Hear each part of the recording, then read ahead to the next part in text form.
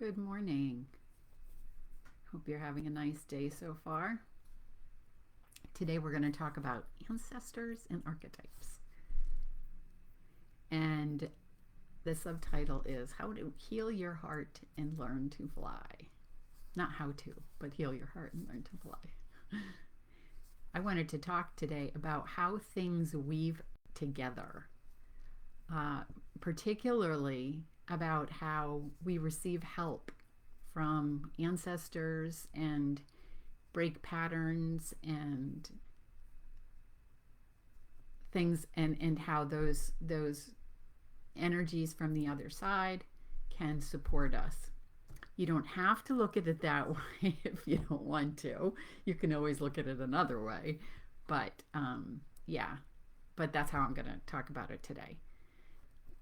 You might have heard the stories before about the mice there was research done where they were mildly shocked when they were exposed to the smell of roses.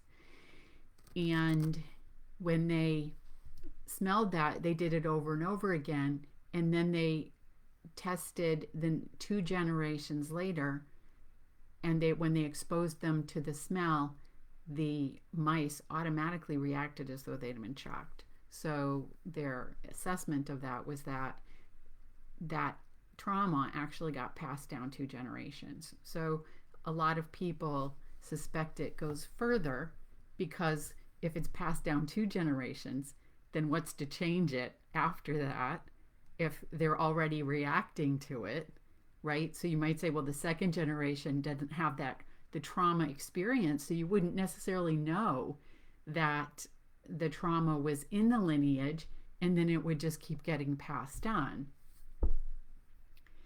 So I had this dream, and in the dream, we're on a sun porch, and there's people scattered around the room. I'm standing with my great-grandmother, and she tells me that she has something that she wants to give me, but she can't, because there's this couple and they're standing in front of the cupboard that has an origami bird, which is what she wanted to give me. And she couldn't walk over to them and say, "Excuse me, could you please move?" because they were grieving. And I intuitively knew in the dream that they were grieving the loss of their son. So when I woke up, I interpreted the dream like I would, the sunroom being a space that's not inside and it's not fully outside. It's considered a between space, which in dreams is considered liminal. It's like the edge of a forest. You might see, like in Hansel and Gretel, that's where their house is, at the edge of the forest. And that means it's a liminal space. It's not really of this world, and it's not of the other world. So you can see how interesting this is in a dream, that you would have this kind of between space. That I know someone who had a dream about a deceased relative, and they met them in a waiting room, right? So that would be another space that's kind of in between. So we're in this in-between space, which is the sunroom, which is neither inside nor outside. And they're grieving the oldest son. So I knew that my great uncle died in World War II. And so that loss in the dream is telling me that somehow that loss got blocked the access to the origami bird. So a bird symbolizes flying, it symbolizes freedom. It doesn't symbolize flying, it does fly. So it would symbolize freedom, and it's something that connects the above and the below in dreams. So that's the way we can perceive them, which is interesting, right? Because then the bird is connecting the above and the below, and the sunroom is connecting the in and the out. So we have a situation here where both of these things are coming together, which makes it somewhat significant. There are certain elements in dreams that can emphasize the importance of the dreams, and that would be something with this one in particular. So I would know to pay attention to it. And then the origami bird, it wouldn't have been actually unusual for her to have one of those because my other great uncle happened to be stationed in Japan during World War II, and he sent things back to my great grandmother from Japan, and she had all these little trinkets, which we inherited. Some of them like little abacus earrings or little like Japanese doll earrings, um, and little things that came from Japan. So, when I first woke up, I really mostly took it literally, and I thought, well, she just wants me to have the origami bird. So I go to breakfast and I think, well, just ask my grandfather. And yeah, I said, so Granddad, I had this dream last night of great grandma, and I was wondering, do you have that origami bird? And he said no. So that was kind of what I assumed at that point was the end of that. So just as a little aside here, in terms of ancestral help, so this has happened again. I highly recommend paying attention to your dreams, because I have had multiple dreams with my family members who are on the other side, who it is clear that they're helping me. So I had one with my paternal grandmother, and in the dream it was like a tag sale, like a garage sale, and she has this luggage and she's selling this luggage to this other woman, and I come over and it was my luggage, and I was like, I'm not sure I want to get rid of that. And she kind of looks at me like, what are you doing? And I kind of got it, like, oh, I'm supposed to let her get rid of the baggage, right? The extra weight that I have, things that I don't really need anymore. So I thought that was interesting, because I've done so much work for the family and for the ancestral patterns and stuff like that, that she was, in a sense, I thought of it as she was kind of saying, well, here someone else is willing to take this piece. You don't have to carry this piece. So I, in the end, didn't intervene and retain ownership of the luggage. And then my other grandmother intervened from the other side and organized events to unfold in a way that I would find out a family secret. And I knew this because I had a dream in advance that had suggested my grandmother was upset about something. And then when events unfolded, I had no doubt that she had intervened and organized things in order to clear up this confusion, this certain thing that I didn't know, that really helped me a lot to find out. So she was instrumental in that. So we can really be helped in very profound and significant ways from ancestors on the other side. So the poem, I didn't grab my poem. Oh my gosh. Okay, so you're gonna have to hold on a second. I gotta grab the book.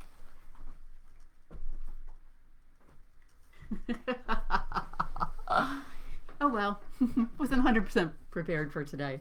Okay, so I had a poem years later about great grandmother, and so these poems in this book are channeled, but the way that you have to read them is the way, like, even if it has like my name in it or it says me, it's not me writing it.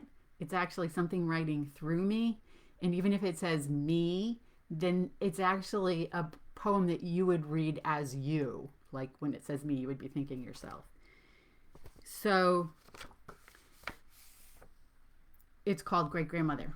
Great grandmother from the edge of time came to visit and give me a sign.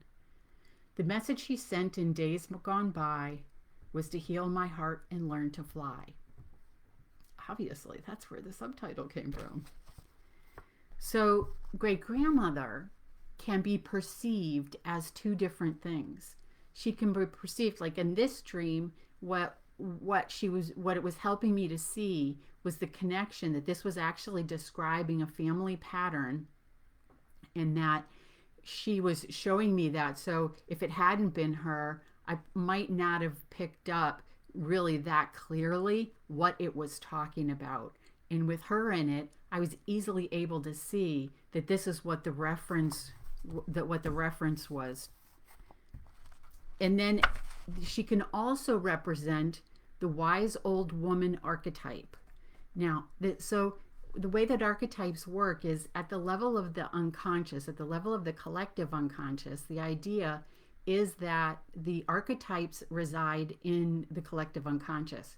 So if you become a mother or you become a grandmother, then it's like you tap in to the energy of that archetype. So it's like mother. When you think of mother, they have particular attributes and typical qualities. So those things are things that you're actually embodying as you become that. So like if you were a mother and you didn't have a mother, then you actually still would have the ability to kind of intuitively know what a mother does, like nurturing and taking care of and things like that. And so in the fairy tales, when the wise old woman shows up, she's typically someone who shows up to aid the struggling heroine, right? You can think of like a Disney Cinderella, where the old little old woman is the one who brings in the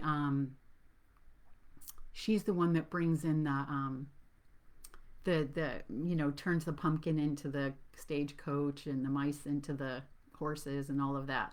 So she's the one that helps, right? Helps Cinderella to kind of take that next step, which was to go to the ball. That was a transitory point for her, from going from being a victim and in the house to actually beginning to come out into the world and to be perceived differently in that particular situation.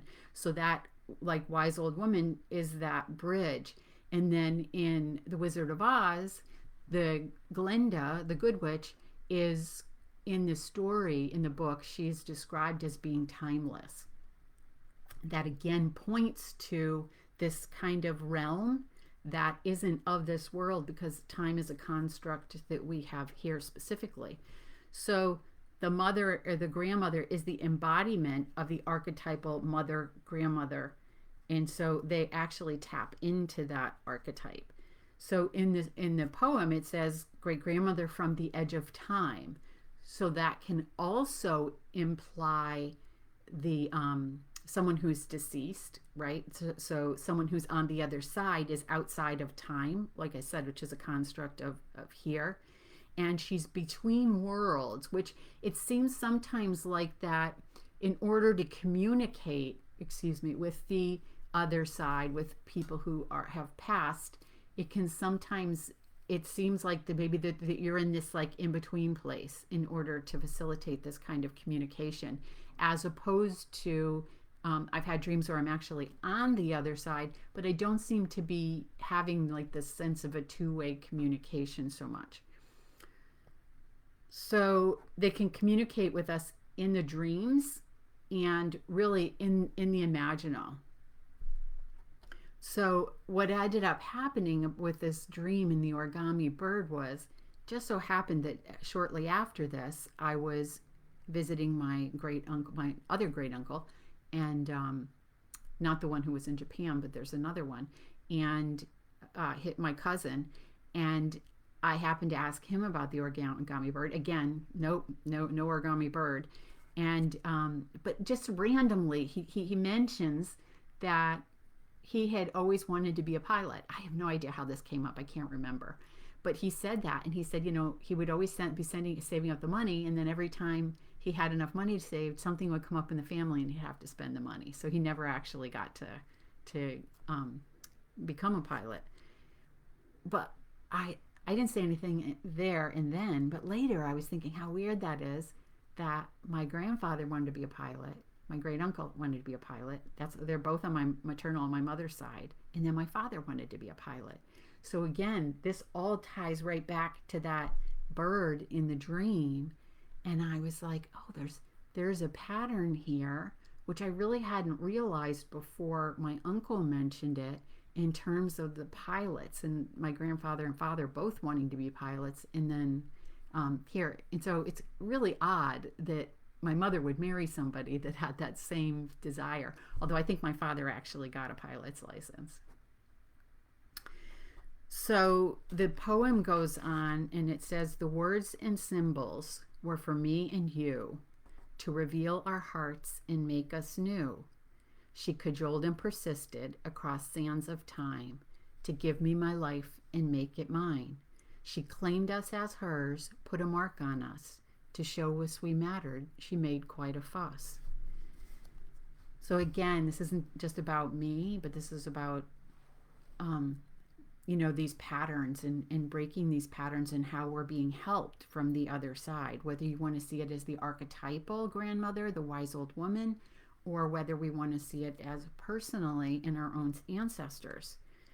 So cajole and persisted, right? There's this sense that we're being helped and we're being like cajoled, like to encourage to move forward in our own journeys. And they persist and they really don't give up. I've seen this with dream work. They really don't give up. They really are quite patient and persistent. She put a mark on us, is what it says. So this takes it really into the archetypal realm, right? Where there's some energy, some larger presence that is marking us.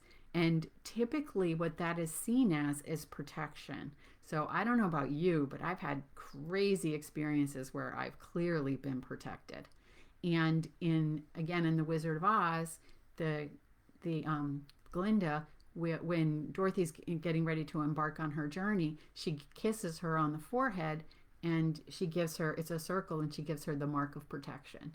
So that's kind of like as she makes her journey, she's protected.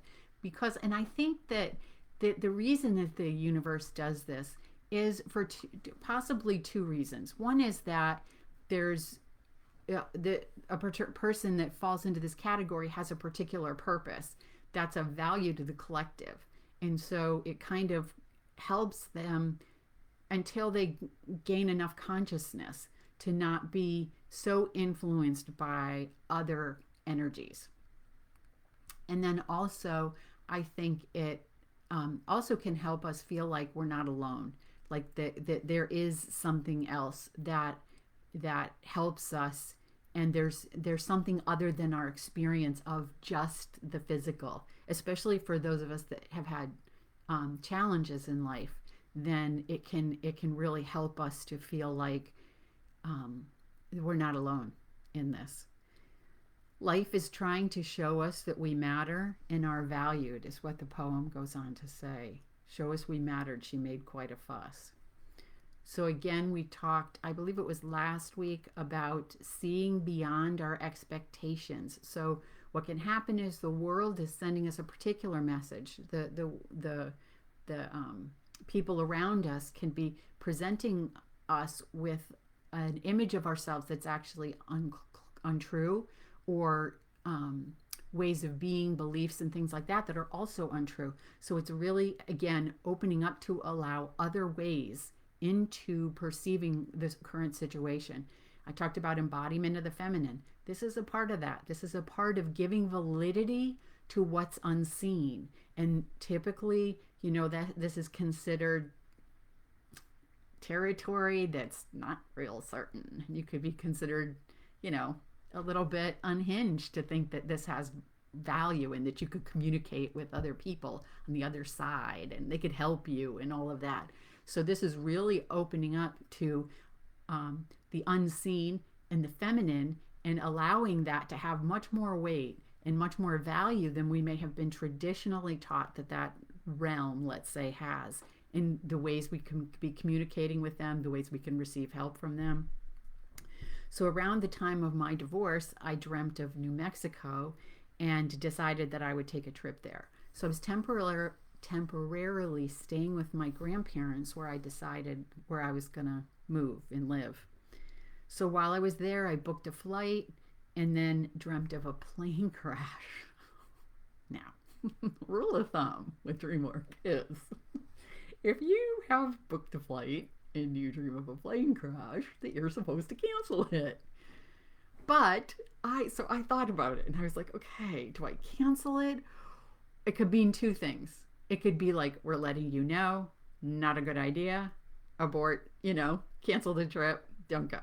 On the other hand, it could also mean that if I didn't go, the plane would crash. And so this is symbolically, right? We're talking about that sense of freedom, that sense of breaking the patterns, to moving beyond the conditioning. And so I was caught between this, which one is it? So I decided that it would be not the plane's going to crash literally, but that it would be a symbolic crash to not go. So I went ahead with it. Obviously, the plane did not crash because here I am. But it was a harrowing experience, I promise you. It was just white knuckled it like the whole way, and it was crazy how it happened because it was Texas. I had to take a flight to Texas, and then it was from Texas to Albuquerque, and we're sitting in Texas, and the flight is delayed, and I was already on the edge of my seat, and the fact that it was like I was gonna have to wait longer was like so disturbing. And then they finally, the flight crew showed up, and then we had to wait because they were doing a safety check before we could board. And I'm like, oh, why did they have to say that word, safety check? Oh, the universe is probably telling me, don't go, don't go. Here's your chance. We're giving you more time. So I was really struggling. Again, just like, oh, this is getting so much pressure. And then I get on the plane and I'm sitting in the emergency exit lane.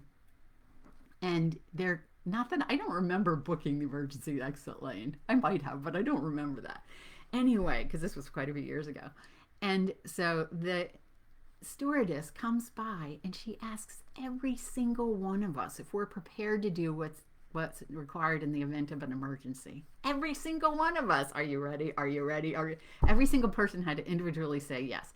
Then I was sitting in the middle seat. The woman who was sitting beside the door pulls out the card and studies it and then studies the door. And I'm like, oh, the universe, I could get off the plane now. Maybe I should jump. Maybe I should just get up and grab my bags and leave.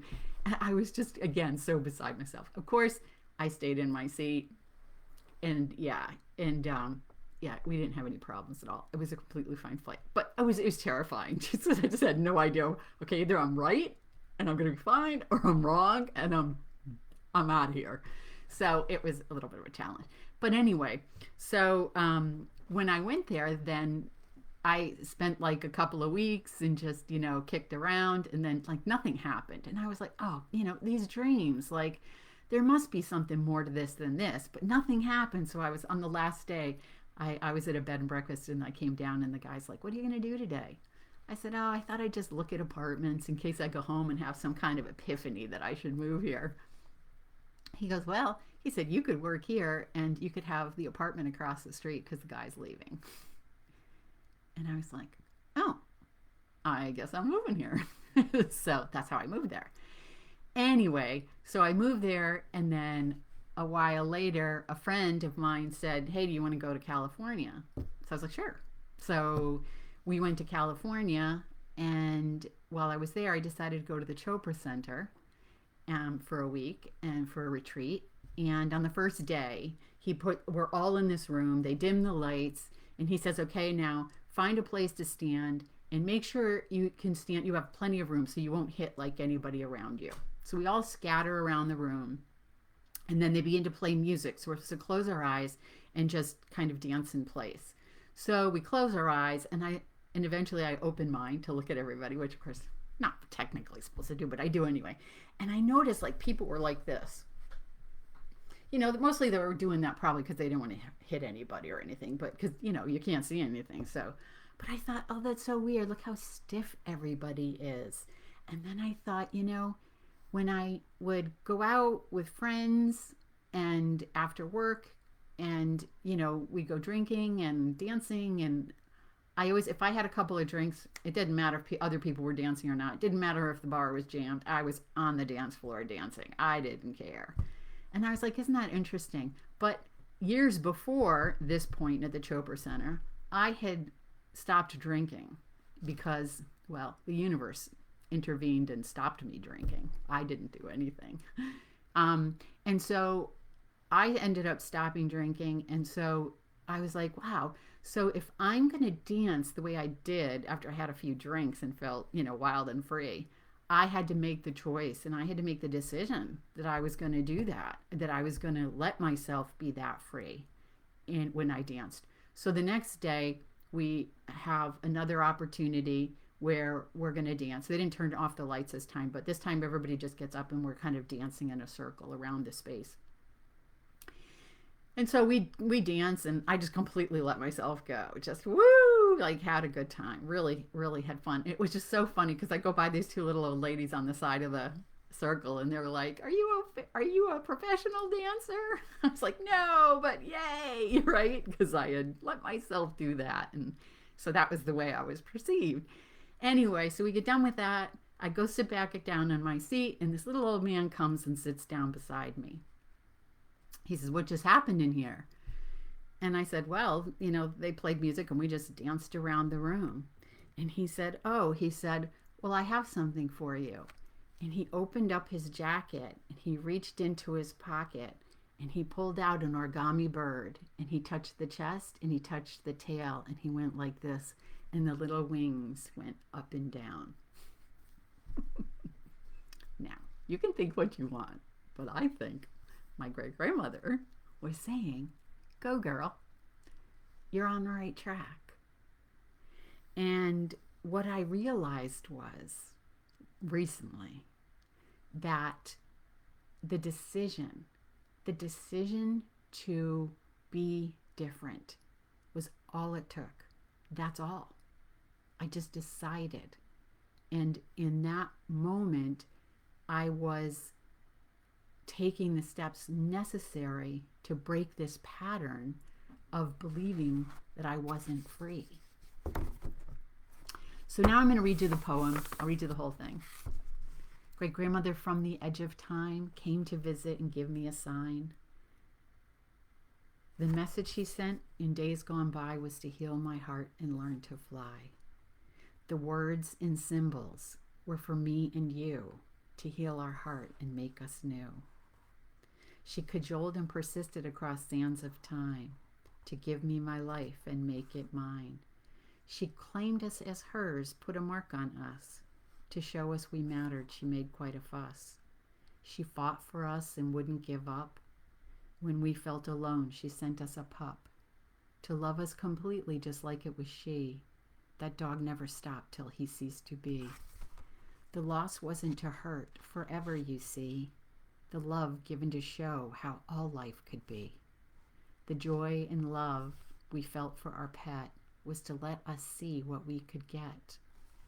When we love that fiercely and openly receive, the flow of love is more than we can believe. Imagine a world where we give love so freely and get what we need. Could it be so very easy? Great-grandmother says you can have that and more when we open ourselves to what she has in store. Our lives will transform, and what we will see is beyond our ideas of what life can be. Surrender to her, let her show the way, open to the flow and a whole new day. So I loved that part of the poem where they talked about the love for our pet, right? I mean, if you've ever had a pet, you have that, just especially a dog, that really unbounded joy and that open-heartedness that they have, that there's just like, oh, you're home, oh, it's a bone, oh, it's food. It's like everything is exciting, a visitor. But that love that you feel flowing back and forth, right? Because we have this open-heartedness with, we don't have to defend and protect ourselves, especially where our pets are concerned. So we have the ability to be completely free with them. And the poem is telling us, like, to see that that's how life could be. I mean, I was like, whoa, like life could be like this. Like, so it's showing us that if we can open to receive and give in that way, then we can experience a much deeper and more profound love than what we're used to experiencing, maybe what we're conditioned to experience, right?